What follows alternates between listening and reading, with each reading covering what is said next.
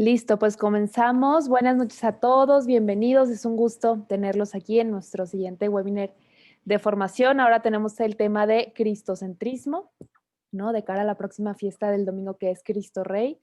Recordar, pues, por qué Cristo es nuestro centro y es algo muy propio del Reino Christi. También vamos a ver, pues, las bases de las Sagradas Escrituras. Por eso les pedimos que trajeran su Biblia. Si alguien no la trae, puede ir todavía en este momento por ella y regresar. Y les presento a nuestra expositora, a Thais Gea. Es un gusto tenerte, Thais, de verdad, así Muchas que gracias, gracias. gracias por la invitación. Hombre, gracias a ti. Les presento a Thais, ella es consagrada del Reino Christi desde los 19 años y ha dedicado su vida al servicio, pues, de la iglesia, ¿no?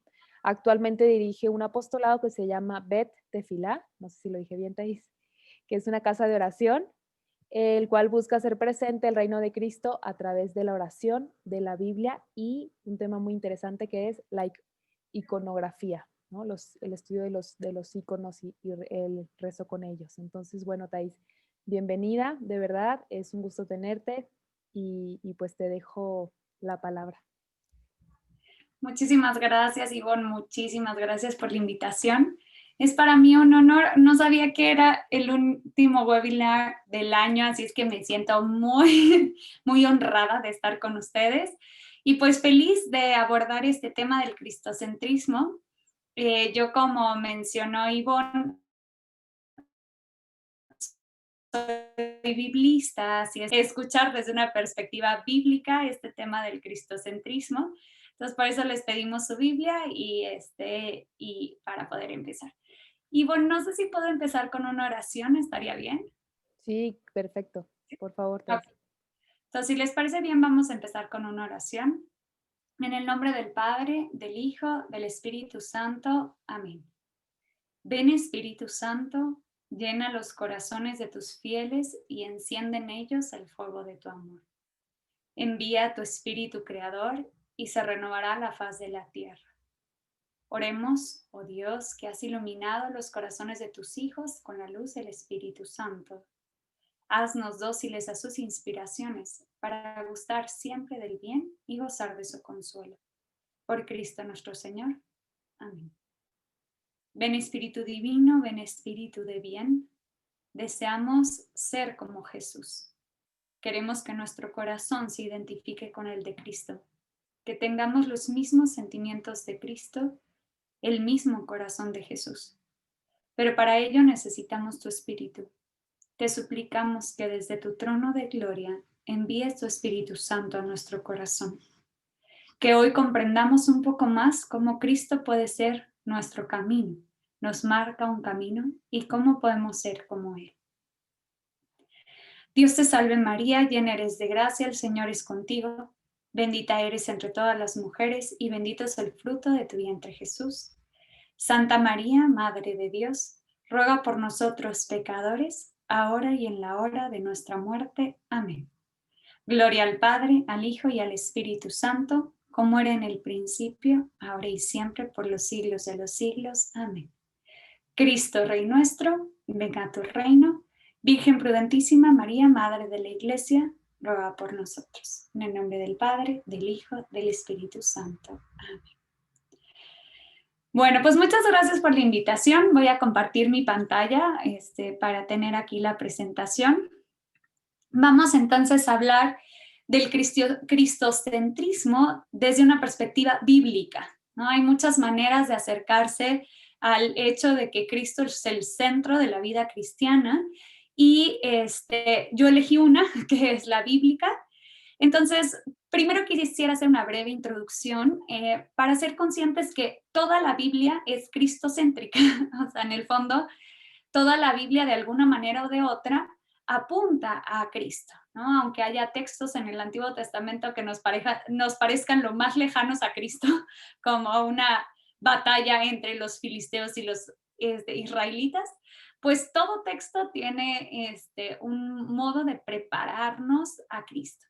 Entonces, quería empezar con esta frase de la Dei Verbum. Recuerden que la Dei Verbum es el documento del Concilio Vaticano II sobre la revelación en las Escrituras.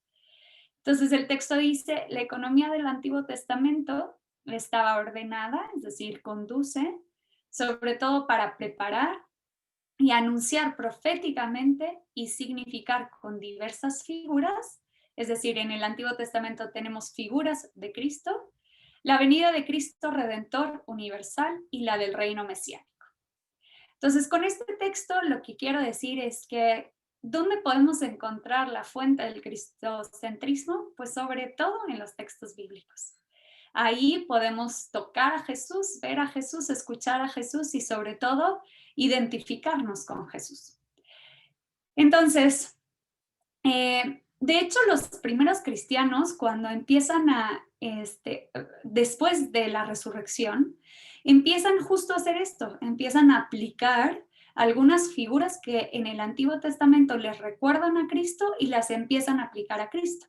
Por eso encontramos en el Nuevo Testamento muchísimas citas, sobre todo el profeta Isaías, porque era el texto más leído en el siglo I, que van cumpliendo a Cristo, ¿no?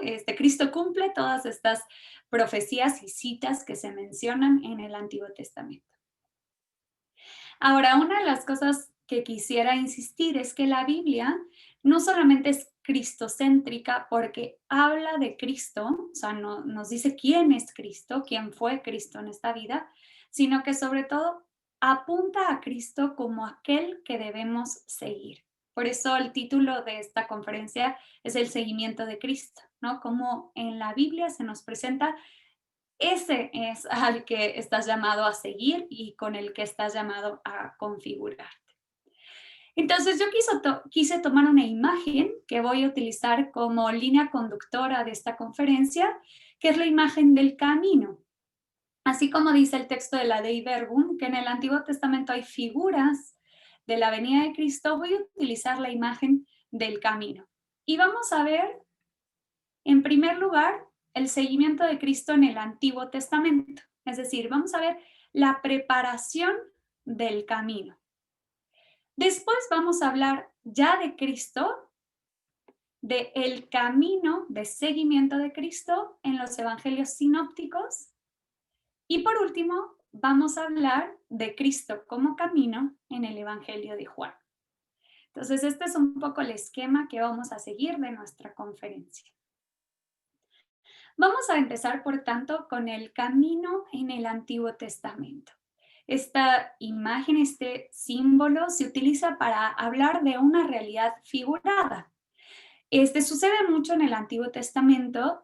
Fíjense, los hebreos tienen una mentalidad más bien concreta, no tanto abstracta. Los griegos tienen una mentalidad más bien abstracta. Entonces, ¿qué es lo que sucede? Los hebreos utilizan imágenes de la vida cotidiana para poder expresar realidades abstractas, realidades espirituales, y entonces utilizan lo que es el símbolo. Uno de estos elementos es el camino. Pues piensen en la realidad de la vida, de la cultura bíblica. En las tierras bíblicas, pues realmente, pues pocos tenían burros o camellos para transportarse. La mayoría utilizaban pues sus propios pies y caminaban, recorrían muchos caminos, y a raíz de esta experiencia cotidiana, pues se da un salto para hablar del camino de modo figurado. Cuando nosotros caminamos, pues evidentemente implica escoger, entrar en el camino, seguirlo en una dirección concreta, progresar hasta nuestro destino. Incluso a veces tenemos que hacer elecciones, ¿no? Si vamos por un lado o por el otro. Y siempre pues siendo conscientes de que hay que mantenernos seguros, de no perdernos de la ruta. Todos estos elementos que son de la vida cotidiana del pueblo de Israel se utilizan entonces para hablar del camino con una manera figurada. Entonces, vamos a ver estas imágenes del camino, estos significados del camino desde una perspectiva figurada y sapiens dinámica, ¿no? Que no es estática. Es un camino donde nosotros pues vamos por aquí, por allá, por un lado, por el otro, no es un camino recto. Además de hablar de la vida humana como camino, hay una imagen importante que se menciona frecuentemente en el Antiguo Testamento, que es el camino real. ¿Qué significado tenía el camino real? Es el camino más importante. Es el camino que se construye de un punto a otro, que conduce a un punto hacia donde vive el rey. Entonces es, digamos, el camino más recto, la dirección más recta. Entonces, el camino real en el fondo se identifica con el mejor camino. O sea, si tú quieres llegar a la ciudad, escoge el mejor camino. Y esto en sentido figurado, el mejor camino sería el que conduce a Dios, al rey, ¿no? Recuerden que en la historia del pueblo de Israel, claro que hubo una época de monarquía, pero la monarquía se concebía como una teocracia. Dios es el verdadero rey de Israel. Por lo tanto, seguir el mejor camino es aquel que nos va a conducir a Dios, es aquel que nos va a conducir al rey. Vamos a ver un salmo, vamos a buscar el Salmo 26:12. Salmo 26:12, en donde encontramos un ejemplo de este camino real, mejor camino, o a veces también se llama el camino recto. Salmo 26:12. Fíjense cómo se utiliza de manera figurada. Mis pasos van firmes por el camino recto, o por el camino real, o por el mejor camino. En las asambleas bendeciré al Señor. Entonces, ¿qué está diciendo el salmista? Que yo llevo una vida de tal manera, mi conducta es buena, que por lo tanto no me pierdo por otros caminos, sino que voy exactamente por el camino que me va a conducir a quién, al Rey, que es Dios, y por lo tanto ahí en la asamblea voy a poder bendecir al Señor. También quería leerles una frase de Filón de Alejandría, que es un filósofo judío. Es muy cercano a la época de Jesús y por lo tanto creo yo que nos puede ayudar pues para comprender un poco la mentalidad justo de la época de Jesús, ¿no? Dice, entremos en el camino real, nosotros los que pensamos que es necesario dejar las cosas de la tierra, en esta vía real en que ningún hombre es Señor, sino solamente aquel que es verdaderamente Rey y Señor. Quien camine por este camino no se cansará hasta su encuentro con el Rey. Entonces, fíjense, ya en el Antiguo Testamento se nos está hablando de que hay un camino recto, que es el mejor camino, que este camino incluso no nos cansa. ¿Por qué? Porque es el que nos va a conducir a... Significa la conducta humana como un camino, ¿no? Entonces, el modo en que la persona procede, la manera de vivir, la manera de comportarse se compara con un camino. Entonces, vamos a ver un texto que es un texto muy, muy significativo e importante que da una pauta muy fuerte para comprender los juicios incluso teológicos que se hacen en el Antiguo Testamento, que es un texto de los dos caminos, ¿no? Mucho de lo que sucede en el Antiguo Testamento es esta pregunta: ¿qué camino elegiste? ¿Elegiste el camino del bien o elegiste el camino del mal? Entonces vamos a ver, perdón, ahí tiene un error, son los dos caminos. Pero bueno, vamos a ver este texto. Vamos a encontrarlo en el libro de Deuteronomio.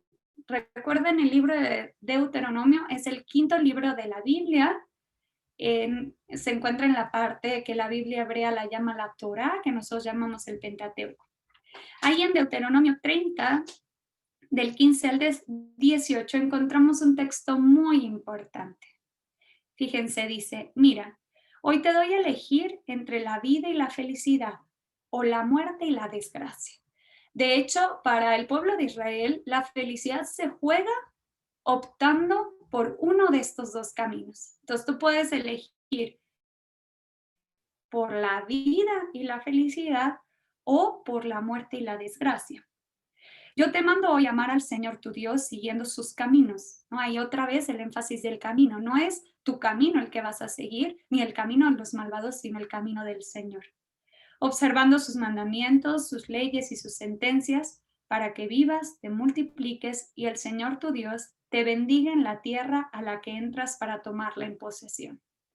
Este texto está en contexto de justo previo a entrar a la tierra de la promesa, y si el pueblo quiere ser bendecido, tiene que elegir seguir por el camino de Dios, por el camino de los mandatos. Pero si tu corazón se desvía, otra vez, ¿no? Esta imagen de camino, de estarse desviando, y no obedeces, si te dejas seducir, te postras ante otros dioses y les rindes culto, yo les declaro hoy que ciertamente perecerán, van a morir. No vivirán mucho tiempo en la tierra a la que entras para tomarla en posesión después de cruzar el Jordán. Entonces, este texto es significativo porque es el modo en que el pueblo de Israel profundizar en este tema. Y luego otra cosa muy hermosa sobre el camino en el Antiguo Testamento, que todo esto nos va preparando para la venida de Cristo, es que Dios camina con las personas. O sea, Dios no solamente dice, ahí te mando el mapa, ahí te mando unas señales para que tú camines, sino que yo voy a caminar junto contigo. Hay varios textos que nos hablan de Dios que camina junto con el pueblo, pero vamos a leer Deuteronomio 24. Deuteronomio 24. Fíjense lo hermoso, dice, porque el Señor su Dios es quien va con ustedes. Él peleará a su favor para darles la victoria contra sus enemigos. Entonces, Dios que está introduciendo al pueblo hacia la tierra de la promesa, en donde pues no estarán solos, sino que habrá muchos más pueblos que habitan esa tierra, les está diciendo, no tengan miedo, Dios va con ustedes, Dios camina con ustedes. Y por último, pues también es importante saber que el camino es imagen de la salvación. Y esto lo vamos a ver mucho en el Nuevo Testamento.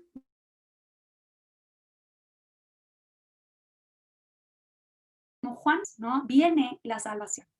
Entonces, sobre todo esto lo encontramos en el profeta Isaías, el cual nos dice, anuncia, que la salvación llegará como la preparación de un camino o una senda. Dios va a hacer algo nuevo y va a abrir un camino por el desierto. El desierto pues es un lugar donde no hay caminos, el viento destroza todos los caminos. Entonces Dios va a hacer un camino y entonces el camino es imagen de salvación. Entonces, bueno, aquí quisiera ya hacer una pausa para aplicarlo a nuestra vida, ¿no? Ya podemos empezarnos a cuestionar. Mi vida también es un camino, ¿no? Yo soy consciente de que mi vida tiene un fin y que por tanto solo tengo esta vida para hacer el bien. Y también preguntarnos, ¿qué camino elijo? ¿No? Soy inteligente y escojo el camino real, el mejor camino que me lleva de modo directo al rey, o mejor me voy por otros caminitos a ver si eventualmente llegaré, ¿no? Y después también nuestra conducta, ¿no? Soy consciente de que tengo dos caminos y que si elijo uno de los caminos me va a conducir a la muerte y a la desgracia y que el otro me va a conducir a la vida y a la felicidad y opto por ese camino. Y después también preguntarnos, ¿camino solo? O sea, ahí voy con mis propias fuerzas intentando cumplir con el querer de Dios, los mandamientos de Dios, la ley de Dios, o camino con Dios. O sea, permito a Dios que se introduzca en mi camino y que vaya junto conmigo. Y por último, dejo que esta salvación llegue a mí en forma de camino, o sea, que yo sea conducido por este camino de la salvación. Entonces, bueno, pues vamos un paso más adelante. Dijimos que es necesario encontrar en el Antiguo Testamento las figuras de Cristo, y hemos elegido la figura del camino. Ahora, vamos a hablar del camino en los evangelios sinópticos, ¿no? Ya estamos en el Nuevo Testamento, en la buena noticia y el anuncio de la llegada de Cristo.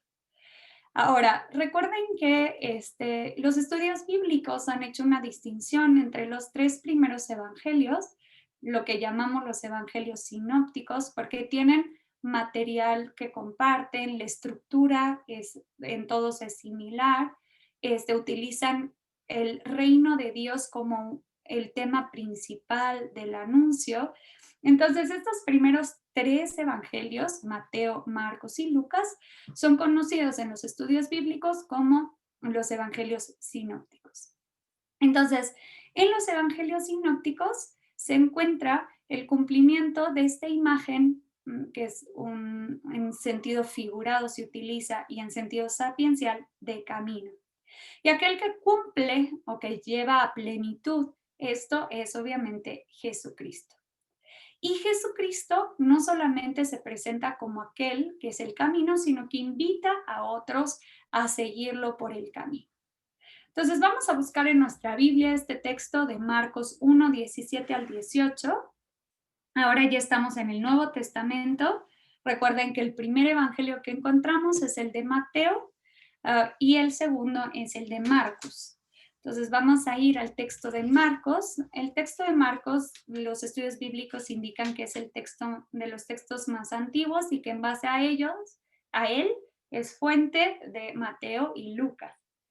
Entonces es la verdad mucho más sintético, menos descriptivo, pero bueno, tiene el contenido esencial.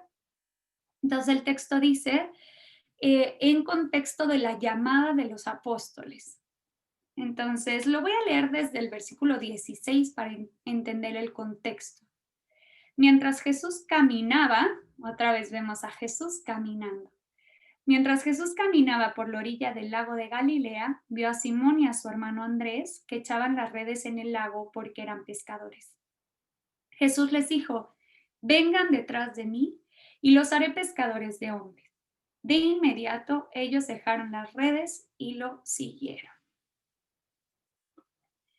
Entonces, vamos a ver cómo Jesús anuncia, ¿no?, que ha llegado el reino y lo que hace es invitar a algunos a que vayan detrás de él. Es decir, él es el guía que se presenta delante de ellos y los demás lo tienen que seguir. Él va marcando el camino y los demás están detrás de él siguiendo.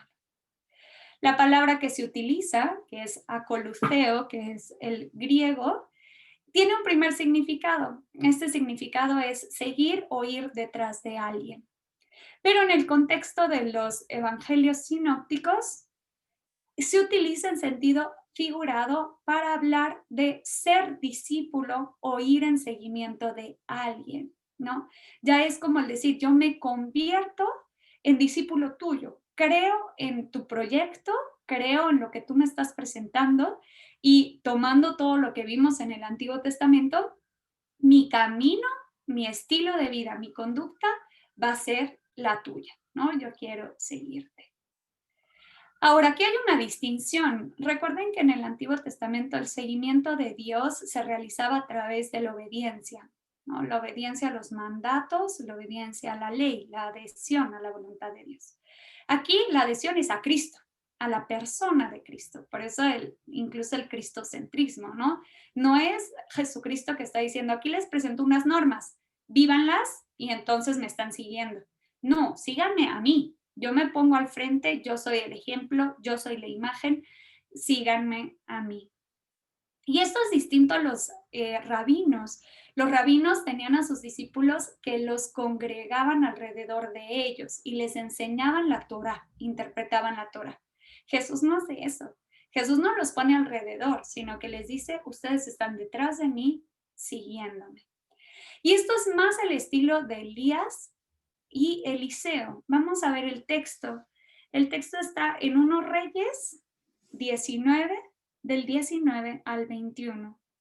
1 Reyes 19, del 19 al 21. El libro de Reyes forma parte de la historia deuteronomista. La vamos a encontrar después de los libros de Samuel. La historia deuteronomista es Josué, Jueces 1 y 2, Samuel 1 y 2, Reyes. Entonces vamos a ver 1 Reyes 19, 19 al 21.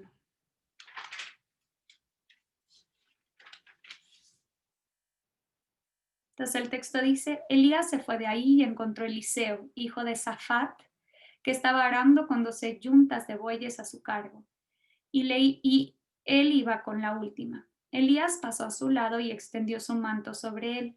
Entonces Eliseo dejó los bueyes, corrió detrás de Elías y le dijo, por favor, deja que me despida de mi padre y de mi madre y luego te seguiré. ¿Le suena algo? Y luego dice, Elías le respondió, puedes ir y volver, yo no te lo impido. Eliseo se apartó de él, tomó una yunta de bueyes, lo sacrificó y con los arneses de los bueyes coció la carne y se la dio a la gente y todos ellos comieron. Entonces se levantó, se fue detrás de Elías y se puso a servirlo. Entonces con este texto vemos cómo Jesucristo es el nuevo Elías. Recuerden que Elías sube en un carro de fuego y se considera que en la venida del Mesías estará Elías presente, ¿no? Entonces se presenta a Cristo como este nuevo Elías que pide que dejen al padre y a la madre y que lo sigan, que vengan detrás de él y lo sirvan. Entonces, la vida de los discípulos a partir de este llamamiento se convierte en un camino con Jesús, ¿no? Si ven la serie de Chosen, que está tan hermosísima sobre la vida de Jesús, van a ver cómo todos dejan sus oficios, sus profesiones y se ponen en camino junto con Jesús.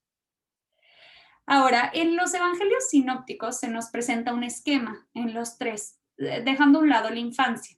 Se presenta a Jesús anunciando el reino en Galilea, después se presenta a Jesús en camino, en viaje hacia Jerusalén, y después se presenta a Jesús en Jerusalén con su pasión, muerte y resurrección.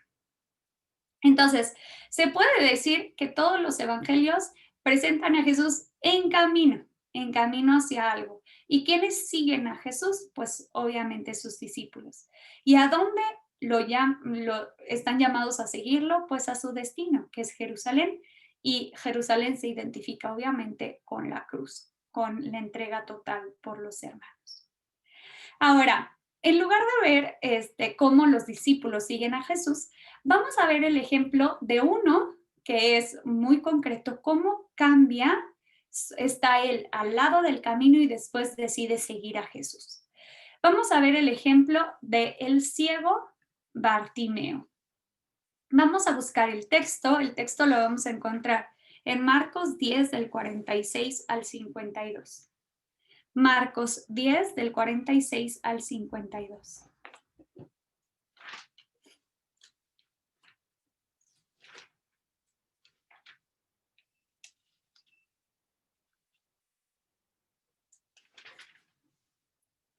Entonces el texto dice, llegaron a Jericó. Cuando Jesús salía de ahí acompañado de sus discípulos y de gran cantidad de gente, un mendigo ciego, el hijo de Timeo, Bartimeo, estaba sentado al costado del camino. Al enterarse de que era Jesús, el de Nazaret, se puso a gritar, Hijo de David, Jesús, ten compasión de mí.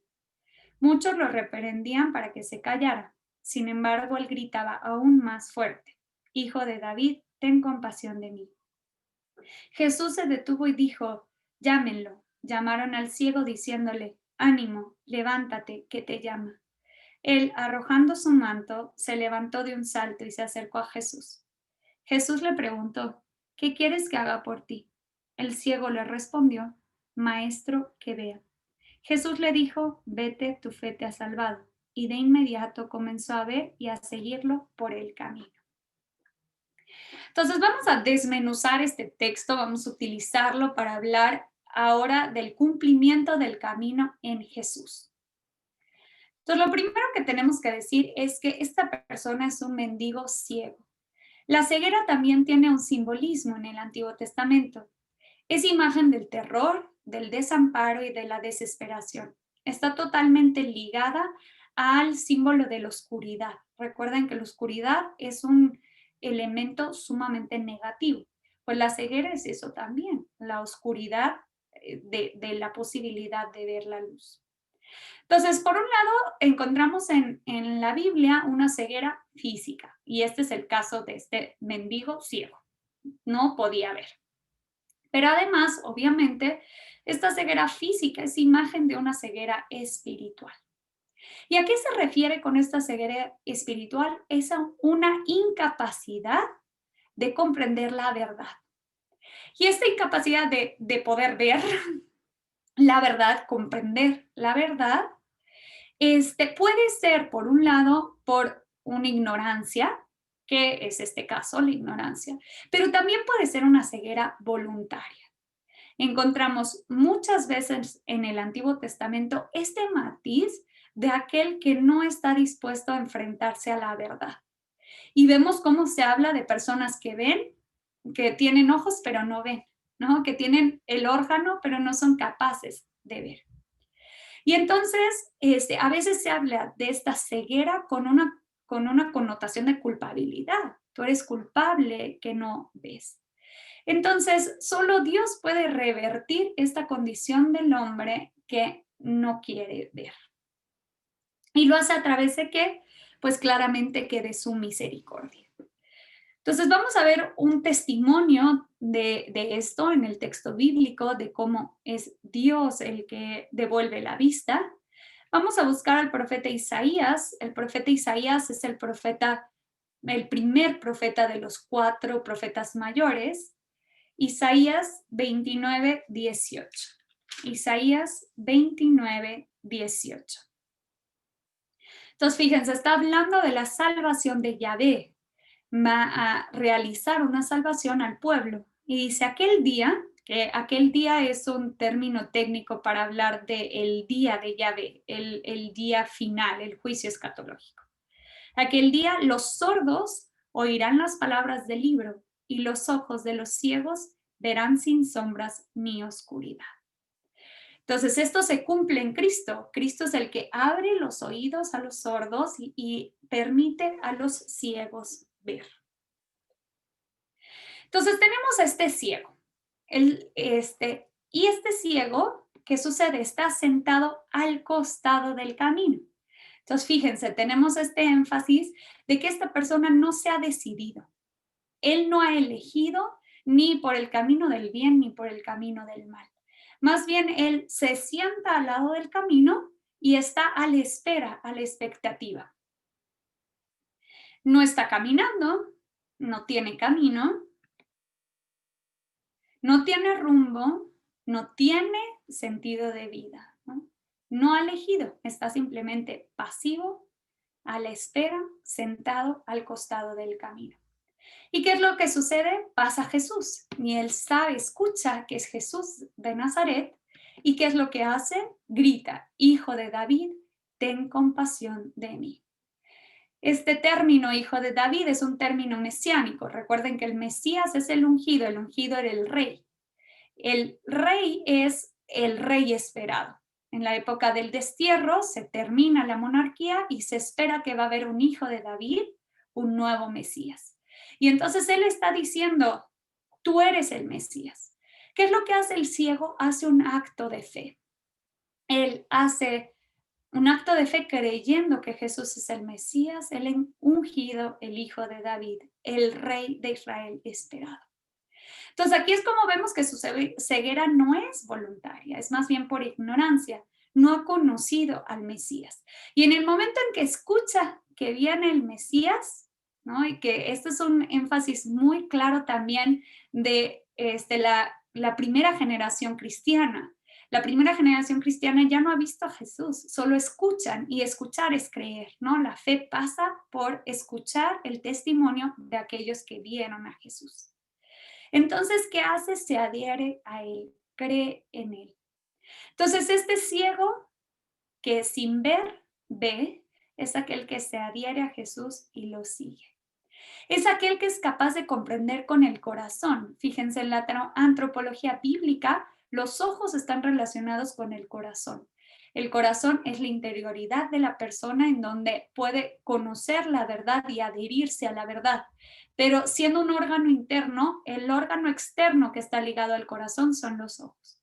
Entonces, no ver es no comprender, no decidirse, no elegir con el corazón. Entonces, él sí lo hace. Él, aunque es un ciego, ve y se adhiere a Jesús. Y entonces el gesto que hace Jesús de devolverle la vista confirma la realidad. Él ya veía por su fe, no veía físicamente, pero veía por su fe. Y entonces, ¿qué es lo que hace? Arroja su manto, se levanta de un salto y se acerca a Jesús. Entonces, este símbolo nos ayuda a comprender que Él no solamente cree, sino que se pone en camino, ¿no? Entonces vemos ahora otra vez la imagen del camino, ¿no? Jesús camina por ahí, hay alguien que está al lado del camino que no se ha decidido, cuando escucha que es Jesús, cree en Él, deja su manto y se pone en camino, ¿no? Para seguir a Jesús. Y Él cumple con las condiciones del seguimiento de Cristo. Tanto en el Evangelio de Mateo como en el Evangelio de Lucas se nos presenta las condiciones para seguir a Jesús. Y esto implica la renuncia a otros caminos. Es decir, implica no tener dónde reclinar la cabeza, dejar a los padres, poner el arado y no mirar para atrás. Implica llevar la propia cruz, ¿no? Todos estos elementos que yo estoy diciendo los encontramos relatados tanto en Lucas como en Mateo. ¿Quieres seguirme? ¿No? Pregunta Jesús. Si me quieres seguir, tienes que dejar los otros caminos para seguir mi camino. Y entonces se adhiere a Jesús, elige seguirlo, dejarlo todo atrás y caminar detrás de él. ¿Hacia dónde? Hacia Jerusalén, hacia el destino de entrega total. Y entonces Jesús le pregunta, ¿qué quieres que haga por ti? Y él dice, maestro, que vea. Entonces la vista le es dada como don, pero aquel que en libertad había elegido ya creer, ¿no? Entonces en el fondo es simplemente una confirmación de su propia fe. Y por último vemos una frase que este adverbio de inmediato también lo vimos cuando hablamos de la primera cita, ¿no? Que los discípulos de inmediato, los apóstoles, perdón, de inmediato, dejando las redes, lo siguieron. Ahora tenemos un nuevo discípulo que de inmediato comenzó a ver y a seguirlo por el camino. Y esto se pone en contraste con el joven rico. En este mismo capítulo, en el capítulo 10, se encuentra la historia, el relato del joven rico que quiere seguir a Jesús y que le pregunta, ¿qué tengo que hacer? Vende tus bienes. Y entonces, ¿qué dice el texto? Él se pone triste porque tenía muchos bienes y decide no seguir a Jesús. Entonces, vemos este contraste, ¿no? Tenemos uno que viene valientemente diciendo, yo te voy a seguir, y pues resulta que siempre no. Y vemos a aquel que es el ciego, que no ve y que quiere seguir a Jesús, por su fe se adhiere a él y sigue a Jesús. Entonces, el ciego que ve, ahora camina detrás de Jesús, se vuelve en su discípulo, elige vivir su misma vida y asumir su mismo destino, una vida entregada a Jesús, a los hermanos, a través de Jesús.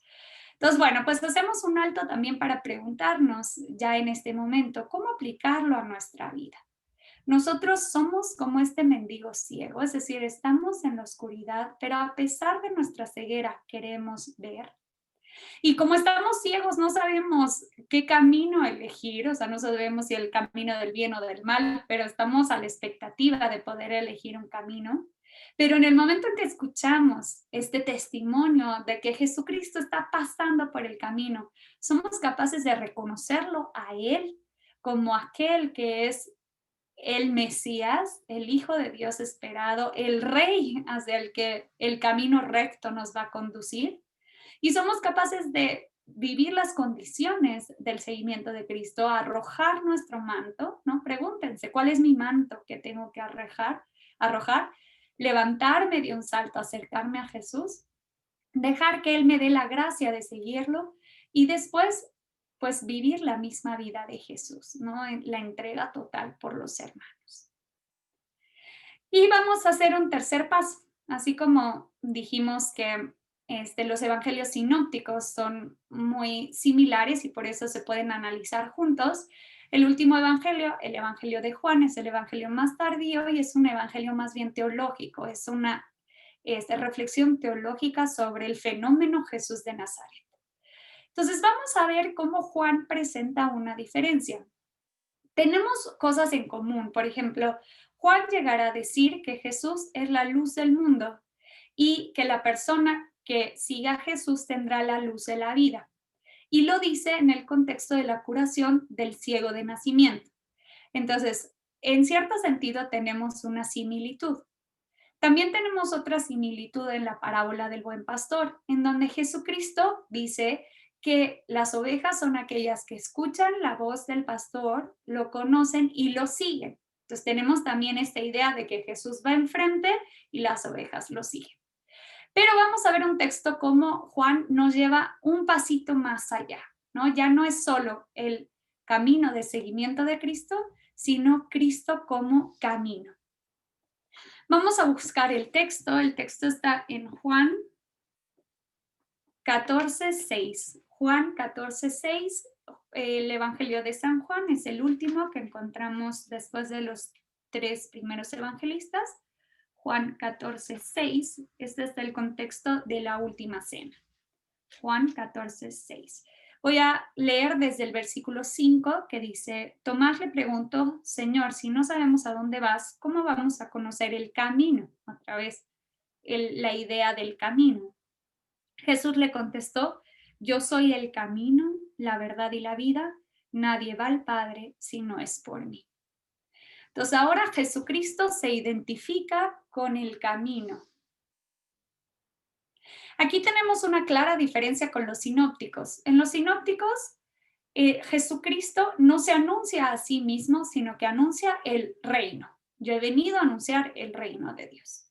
En el caso del Juan, Jesús se anuncia a sí mismo y constantemente dice yo soy, ¿no? Y ahora vamos a ver qué tipo de yo soy dice. Entonces, el objeto y el sujeto de la predicación es Jesús mismo. Entonces, vamos a ver cómo lo hace a través de esta frase yo soy. La frase yo soy tiene un trasfondo veterotestamentario del Antiguo Testamento. Recuerden que el nombre de Dios que no pueden pronunciar los judíos es Yahvé. Yahvé es el verbo ser en futuro, yo seré. Entonces, este yo soy tiene como trasfondo ese Yahvé. Y Yahvé se revela en el contexto de la aparición a Moisés en la zarza ardiente en la liberación del Éxodo. Moisés le pregunta, ¿cuál es tu nombre? Y Yahvé dice, yo soy, ¿no? Entonces, yo soy está en el contexto de ser un Dios salvador, capaz de liberar al pueblo de la esclavitud de Egipto. Entonces, ya hay un nuevo yo soy, que es Jesús.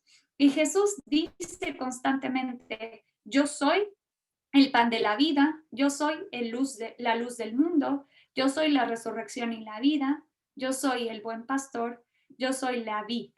Y por último dice, yo soy el camino, la verdad y la vida. En esto se sintetiza todo lo que vimos del Antiguo Testamento. Él es el camino que conduce a la bienaventuranza, a la dicha. Él es el camino que tenemos que elegir. Él es el camino real, el mejor camino que nos conduce al Padre. Entonces Jesús se presenta como aquel que es el camino. Y no hay más que un acceso al Padre, un acceso verdadero que conduce a la vida, que es Jesús. Por lo tanto, Jesús se presenta como el único modelo a seguir y su palabra es la norma de vida. Seguir sus enseñanzas es vivir como Él. Y este camino está abierto a todos, ¿no? Todos están llamados a acceder por este camino, por este único camino que conduce al Padre. Es el que proporciona el acceso a la comunión con el Padre. Entonces, fíjense, ya no es un síganme a mí, vienen aquí detrás de mí, no soy ese rabino, ¿no? que congrega, sino soy el profeta escatológico, Elías, y atrás de mí vienen todos mis seguidores, ¿hasta dónde? A Jerusalén, a sufrir el mismo destino que yo, el martirio, ¿no? Sino que ahora él se presenta diciendo, sean yo, sean como yo, es decir, una identificación con Cristo camino. Él, la buena conducta, la bienaventuranza, sean yo, sean otros Cristos. Y Él es este camino que lleva a la verdad y esta verdad conduce al Padre y el Padre es el que da la vida. Fíjense cómo también está ligado. Dijimos en el Deuteronomio que hay dos caminos, uno que conduce a la vida y a la felicidad y otro que conduce a la muerte. Entonces Cristo es aquel que llevándonos al Padre nos lleva a la vida. Entonces también aquí podemos aplicarlo a nuestra vida, ¿no? Decir, soy consciente de que la vida cristiana es una acción del Espíritu Santo que transforma mi corazón hasta hacerme como Jesús. No solamente son normas que sigo, dogmas que creo, sino que es una transformación en el Hijo para ser hijos de Dios que es Padre, ¿no? Y Jesús es el único modelo. La humanidad entera fue creada a imagen de Jesús y en Jesús encontramos la verdadera vida, la verdadera dicha, la verdadera plenitud. Bueno, pues esto es un poco lo que yo quería compartir con ustedes. Me pasé unos minutitos, perdónenme. Pero bueno, les dejo mi contacto por si alguien quisiera algún curso de Biblia o conferencias, etcétera. Ahí pueden recibir información. No sé, Ivonne, si quieras que pasemos, creo que hay sesión de preguntas, ¿no? O algo así. Hola, sí, muchas gracias. Wow, me encantó. Sí, creo que fue de verdad. Ay, espero que les haya ayudado. Sí, fue como todo un resumen de la Biblia Con la imagen del camino. Me encantó la imagen del camino. Pues justo, si alguien tiene alguna pregunta, puede ponerla ahora, si quiere, en el chat y yo te ayudo a leerla. No sé si pueda responder a todo, pero bueno, algo podré responder y si no, les puedo dar buena bibliografía donde pueden también ustedes consultar. Muy bien, vamos a esperar si alguien pone una pregunta. Están poniendo gracias, súper claro, gracias. Me encantó la imagen, excelente tema, gracias. Me encantó. Muy claro. Quizás si alguien no tiene una duda, pues también puede hacer un comentario, ¿no? De cómo pues lo puede aplicar a su vida o algo así. Así es. Tanto, hermoso. Bueno, si nadie tiene una pregunta, yo te hago una pregunta, Thais. ¿A ti qué te ayuda en tu vida personal como a justo centrarte y seguir siempre por este camino? Ay, a ver, ¿qué podrá hacer? Sí, muy buena pregunta. Porque siento que a lo mejor lo podemos tener claro el camino, pero a lo mejor nos desviamos o sea, cómo mantenernos. Pues una de las cosas que me ayuda mucho es este hecho de que el camino de Dios conduce a la vida y a la felicidad y a la dicha. Entonces, yo soy una convencida de que Dios es el Dios del bienestar, de la felicidad, de la plenitud de la vida.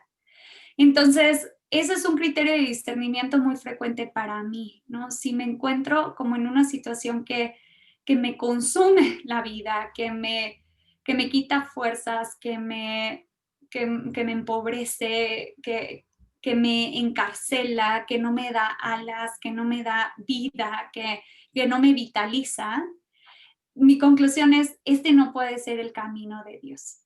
O sea, como que es muy claro en el Antiguo Testamento que el fruto del camino es la vida y la felicidad. De hecho, el Salmo primero, tengo un curso sobre salmos, orar con los salmos, y analizamos el Salmo primero, que también habla de estos caminos. En el fondo termina diciendo que el camino de los malvados no existe, porque en el fondo se pierde, pereces, ¿no? El único camino que existe es este que te lleva a la dicha y a la felicidad. Entonces, pues a mí eso me ayuda mucho en mi propia vida, porque digo, ¿cómo saber si es el camino de Dios o no? Pues con este criterio de discernimiento, si hay vida, si hay plenitud, si hay bienestar, si hay felicidad, que no está peleado con el sufrimiento.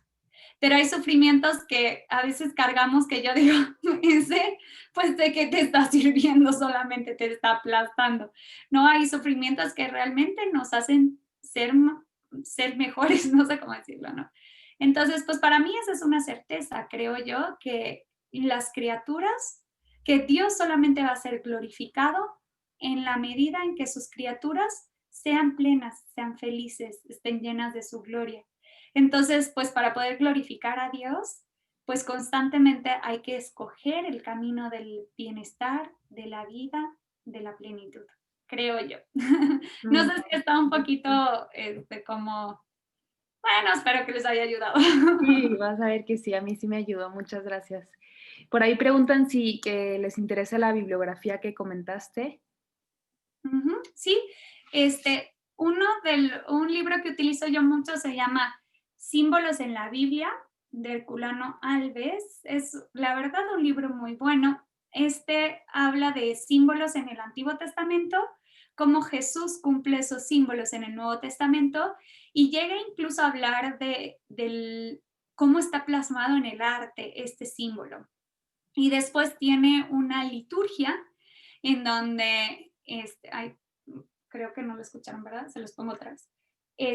Pone una liturgia donde se puede hacer una liturgia con este símbolo y utilizar textos del Antiguo Testamento y pone unas oraciones y el símbolo. Entonces, este es muy bueno. Y luego los otros dos sobre el camino en los evangelios de Mateo y Juan, ese sí lo saqué de mis clases. Ese no tengo una bibliografía. Pero bueno, ya con este encuentran muchas referencias porque él lo que hace es que pone muchas citas bíblicas. Entonces tú de ahí ya tú mismo puedes profundizar, ¿no? Sacando como sí, citas bíblicas. Ok, gracias, Thais. Y pregunta Rosario Rosas, dice, ¿cuál fue el escritor del primer siglo que mencionaste? Filón de Alejandría. Es un filósofo. Ok. Filón de Em, Alejandría. Hay por ahí un comentario, dice, gracias, Thais, me gustó mucho este enfoque que nos has presentado. Queda mucho por profundizar en el cristocentrismo, en la espiritualidad Sí, es súper cristiana y del amplio. movimiento. Sí. Sí. Y Miguel pregunta, dice, yo pienso que muchas veces creemos y tenemos un poco de fe, pero no vemos un resultado esperado y nos alejamos de esa fe. ¿Qué podemos hacer para esperar el tiempo de Dios por medio de Jesús? Ok, muy buena pregunta. Este,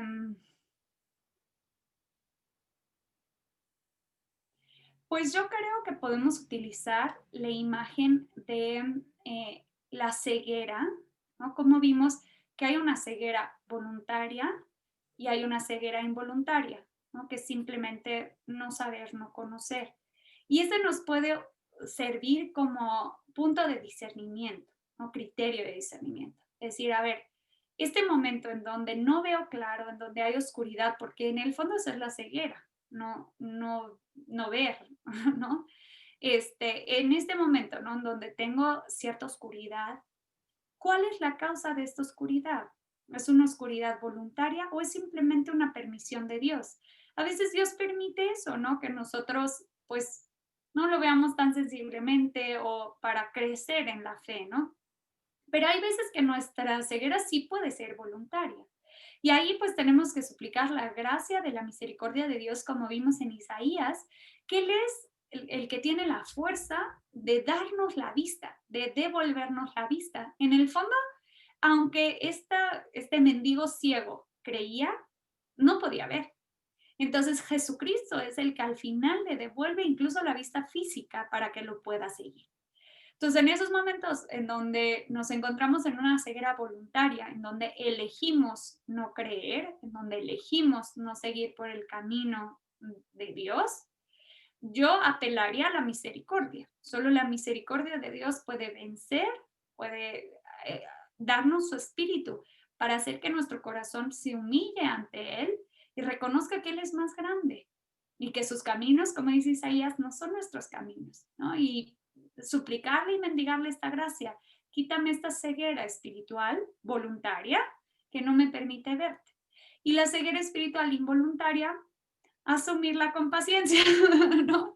Y pues saber que eventualmente al final del camino real, el camino recto, se encuentra el Rey, el Mesías, el Señor, que nos va a decir, siervo bueno y fiel, que seguiste caminando a pesar de que no veías nada, ¿no?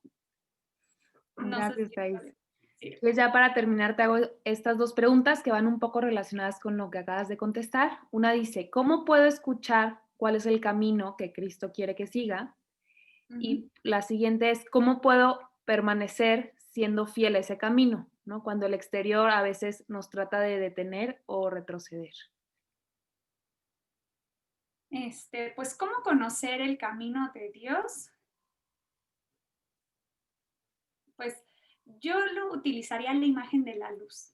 El camino de Dios es un camino de luz, en donde encuentres luz, en donde encuentres brillo, pero no brillo, no esas luces del antro, que son horribles, luz neón, o luz del coche, hay personas que le cambian la luz a su coche para que se vea así, esas son las del mundo, ¿no?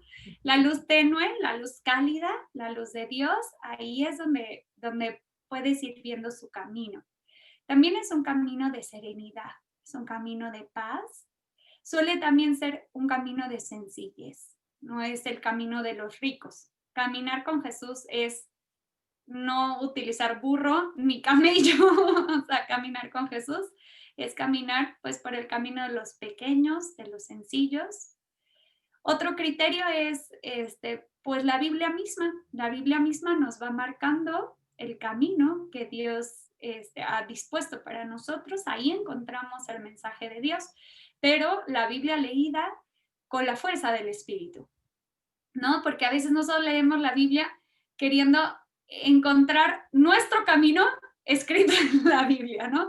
A la Biblia no se le puede forzar, la Biblia misma nos arroja luz. Entonces, ahí encontramos, pues yo creo que la luz. Y, por ejemplo, también un criterio para saber si es el camino de Dios es que el destino del camino de Jesús fue la cruz.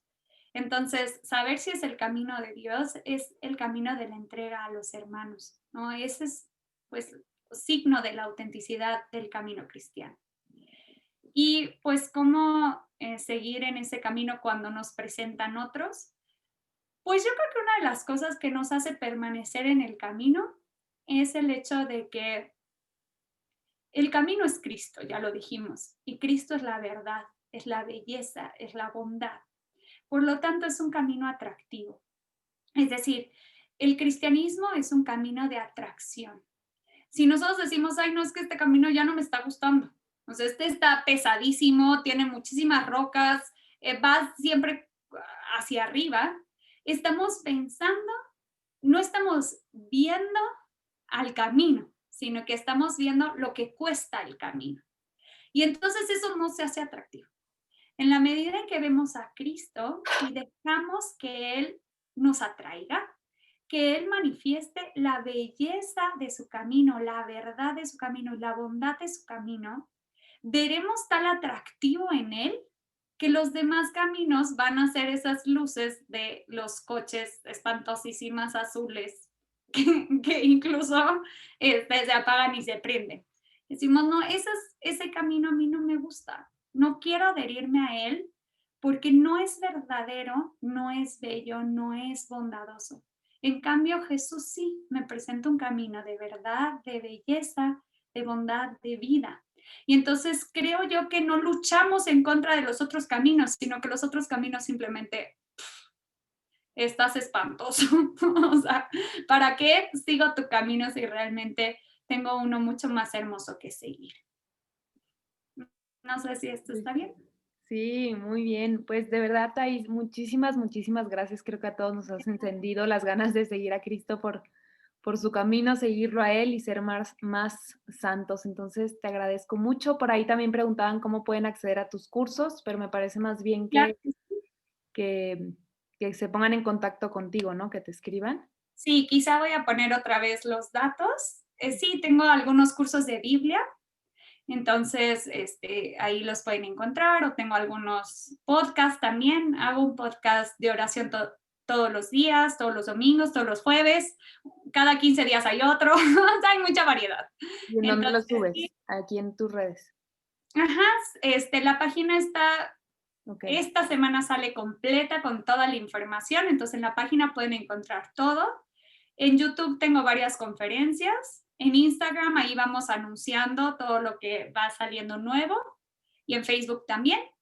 Perfecto. Y si acaso dicen no encontré nada, pues escriban al mail y ya les contestaremos. Oye, ¿y qué significa Bet Tefila? Significa casa de oración en hebreo. Ah, ok. Entonces, pues ese es el sentido del apostolado, ser un lugar de que a través de la oración, la Biblia y la iconografía, pues nos encontramos con Dios a través de la oración, ¿no? Guau, qué hermoso, me voy a meter. Ujú.